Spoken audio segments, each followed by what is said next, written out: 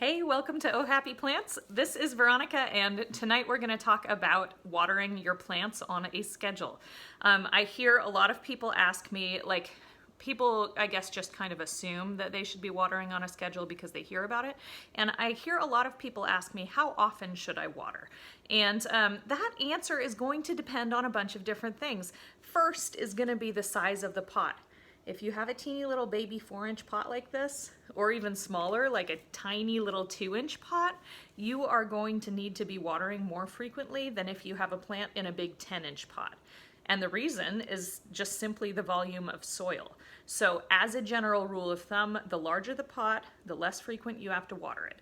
But one thing is the whole point of this video, which is me coming here to tell you that you need a schedule to check your plant's soil moisture.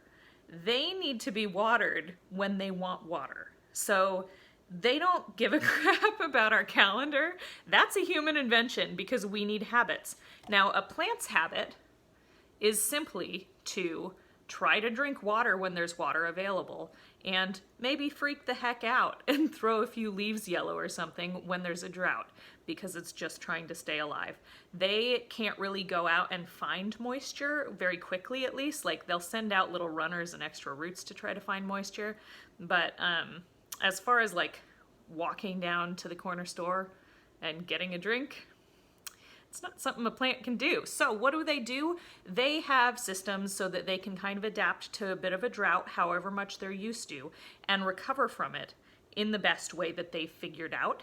And that doesn't, like, rain doesn't happen on a schedule.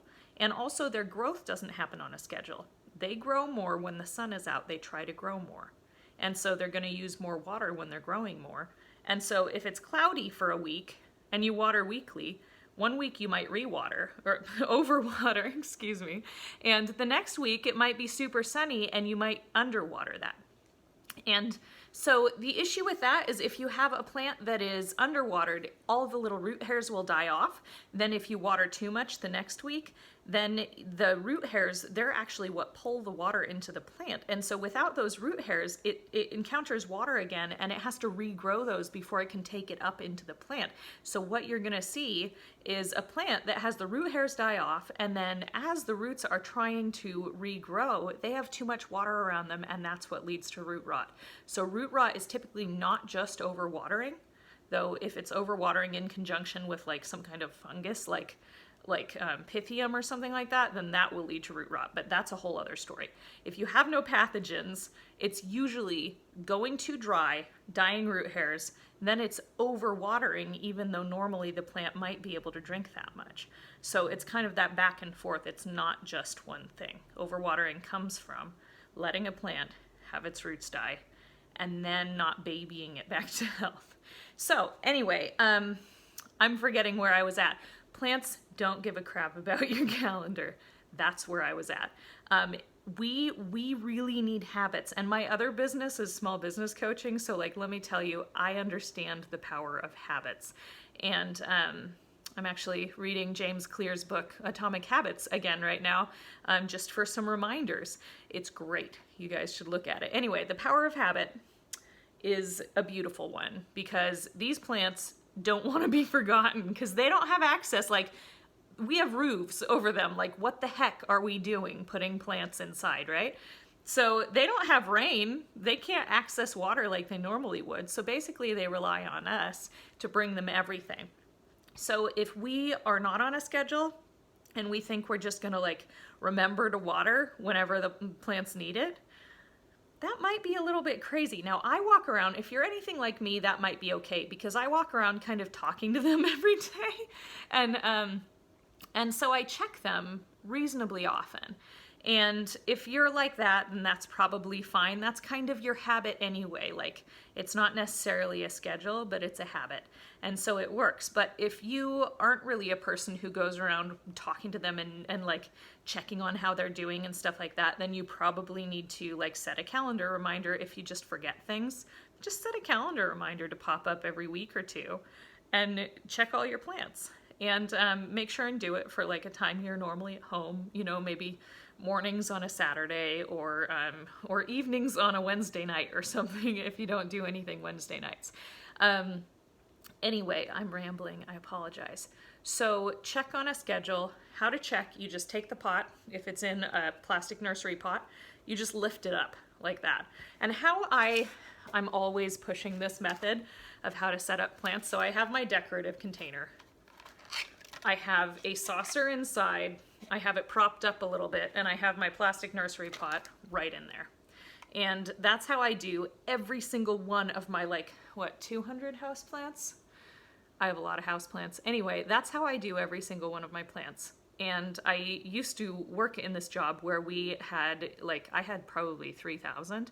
Every single one has the nursery pot inside the saucer decorative pot, whatever the hell this thing is. Anyway, that's how I do them, because then all you have to do is lift it up. This is pretty heavy right now. I don't even have to stick my finger in it to see that it's wet, because I picked it up and it was heavy. And I'm like, yeah, we're good, dude. I don't actually recommend digging your finger down into the soil because you're disturbing the roots and it's just unnecessary. And all of that pressure might actually poke the soil down too if you're jamming your fingers in there real good. So I don't recommend that. I just lift them up. It doesn't work if they are in, like, terracotta might work just fine, or you could feel up in the bottom hole.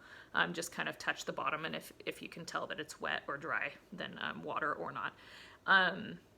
With big terracotta pots, it doesn't really work because they're so heavy already. So it's like, okay, so it might be a little heavier. It's just harder to tell. Versus when you pick up a plant in a nursery pot, you'll be like, whoa, I need to water this thing if it's dry. So check on a schedule. Get in the habit of checking frequently. If you're a talker to your plants like I am, if you're one of those crazies, then that's probably gonna be good enough. But if there's one that's like in your bathroom, or like I have some succulents in a tea light holder hanging on my wall by my door, I always forget them, and it's like, that's why I put succulents there. But if you have one that's way out of the way like that, you could set an alarm in your calendar or something like that, in your phone, set a calendar reminder, whatever, just so that you get to that plant and don't totally forget about it. Because let me tell you, plants that are not like in my face, they get a little bit neglected. And I am not proud to admit it, but happens to the best of us. Anyway, don't water your plants on a schedule. The weather's not on a schedule. The plant's growth habits are not on a schedule. You're the person who needs the schedule, so give yourself a schedule for what they actually need, which is just checking the moisture. So I'm gonna apologize for how rambly that was. I hope this was helpful. It's late and I'm tired, so we're gonna go with it. A quick reminder, this video may or may not find its way to YouTube. For anybody who is on YouTube, come on over to the membership community. It is at members.ohappyplants.online. If you go to ohappyplants.com or just Google Oh Happy Plants, it's OH is the O part. OH space. Sorry. Anyway, if you just Google that, you'll be able to find the website, and that'll link you to the member site.